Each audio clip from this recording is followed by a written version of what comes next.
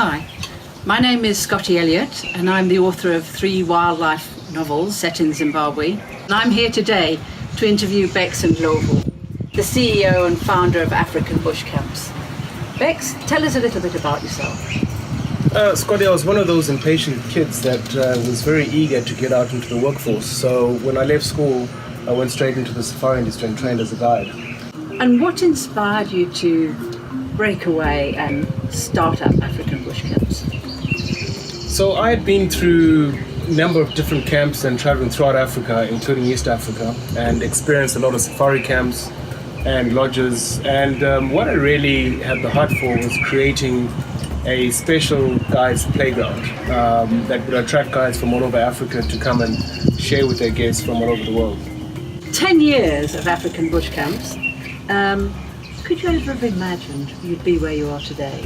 I really couldn't imagine it, to be honest, because initially, as I say, when I developed that first camp, I had no intentions of developing more than one camp because, it's something that you can't do sort of in half measures. It's literally a lifestyle. Yes. So 10 years later, 10 safari camps, definitely not something that I ever imagined. If you look back over those 10 years, is there a special moment that stands out for you? So there are many special moments, I think, in the journey of the last 10 years. But part of the fun of creating what we have created over the last 10 years is my wife and I are both founders of the business, and we spend an incredible amount of time citing and looking for these blank pieces of canvas to put out on in terms of looking for these specific areas to develop the safari camps. So that probably remains quite a lot as some of the sort of exploratory frontiers type of stuff, and I really have good memories of doing that. There's a foundation, Beks, that somehow drives African Bush Camps or is part of African Bush Camps. Can you tell us about that? So it was very important from the get-go that our business does not exist in isolation of local communities, and we really wanted to bring in the aspect of conservation into what we're doing and bringing in the local component into what we're doing. So we set about partnering with local communities in every local place that we developed a camp in order to incorporate the local communities into the whole story of conservation. African Bush Camps has become a founding member of the Conservation and Wildlife Fund, including such initiatives as the Cattle Boma project. It seems this is part of the ethos of African Bush Camps. Can you tell us about that? So we're very firm believers that without incorporating local communities, the war against wildlife and the fight for conservation is one that we will lose.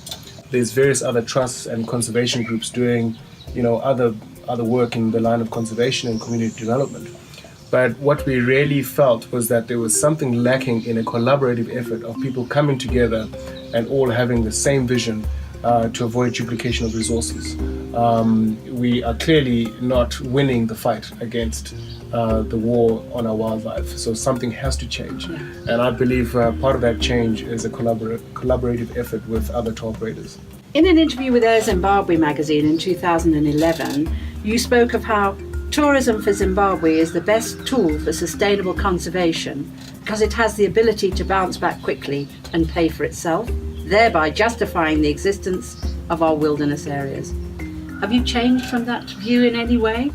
So I still very much believe that, and in fact not just for Zimbabwe, but I think for any economy in these very rich wildlife habitat places. And it's not just about the wildlife, it's also, there are some stunning places in other parts of the world, whether it's a desert, not necessarily with wildlife, or it's a mountainous area with very unique vegetation that attracts certain birds, etc.